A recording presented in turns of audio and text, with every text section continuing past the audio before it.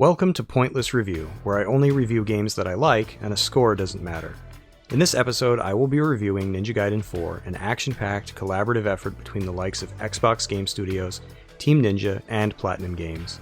It released on October 21st, 2025, for PlayStation 5, Xbox Series S and X, and Windows.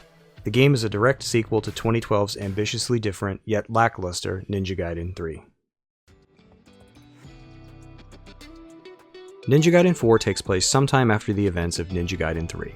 The husk of the Dark Dragon looms heavy over the abandoned city of Tokyo, and from it comes a ceaseless, cursed rain that can only be stopped by claiming the life of the Dark Dragon Priestess herself. Enter Yakumo, the protagonist of the game, and future successor to the Raven Clan. Yakumo is tasked with the mission of infiltrating the prison facility where said priestess, Sayori, is being held. However, before he can do the deed, Sayori suggests that Yakumo help her purify the Dark Dragon instead, claiming that it's possible to be rid of it once and for all. Yakumo relents and agrees to break the seals imprisoning the Dark Dragon. This invokes the ire of Ryu Hayabusa and Divine Dragon Organization Grand General Kagachi. As the rest of the throwaway plot unfolds, Yakumo eventually clashes with both men, and even some foes yet to play their hand. Unfortunately, the story and characters are not particularly memorable, but at least the gameplay is. Ninja Gaiden 4 continues its tradition of pushing the envelope for what a 3D action game can be. The combat is fast, brutal, and just clicks. The boss fights, while almost shamefully few in number, are as much a sight to behold as they are a challenge to overcome. Yakumo utilizes an ever-growing arsenal of weapons, including an umbrella that can turn into a drill, as well as his bloodbind ninjutsu transformations to absolutely eviscerate his opponents. Allies Umi and Tyrion tag along to ensure Yakumo is well informed, supplied, and trained.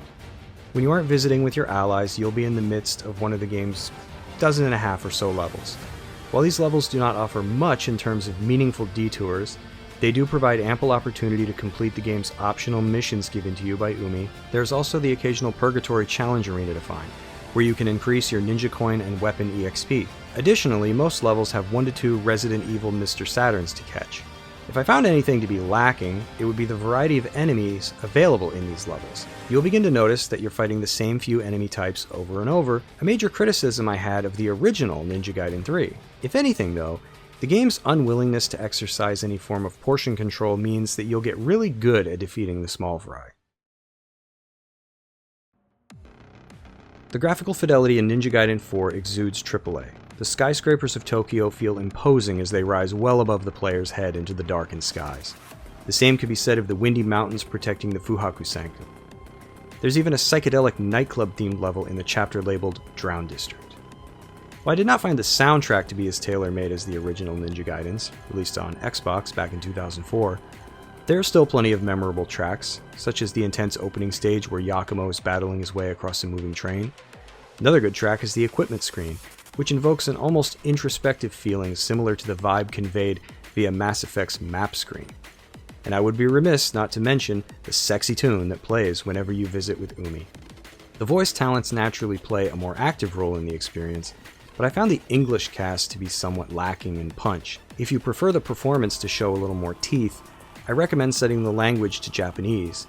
Hideyuki Hori, the voice actor behind Ryu Hayabusa since the franchise first debuted on Xbox, reprises his role as the Super Ninja yet again, and he does not miss. Speaking of misses, the game's colors can be drab at times, such as cave interiors, which I guess is to be expected, and fairly one-note at other times, completely white interiors. Outside of the city of Tokyo itself, I rarely found myself either impressed nor disappointed in the game's color palette, so I suppose it's good enough to get the job done.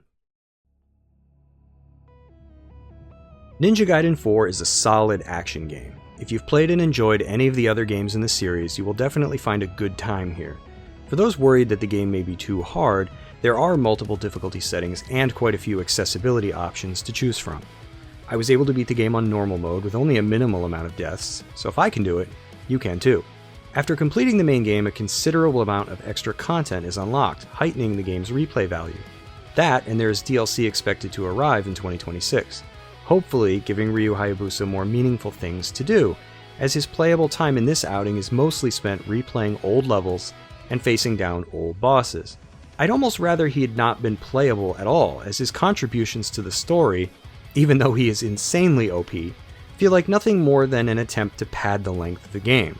This issue is compounded even further once the player unlocks Chapter Challenge and can replay any level they want as Ryu anyway. All things considered, I do not regret my purchase of Ninja Gaiden 4, and I will be delving into its extra content for the foreseeable future. What about you? Thanks for watching, and I will see you in the next pointless review.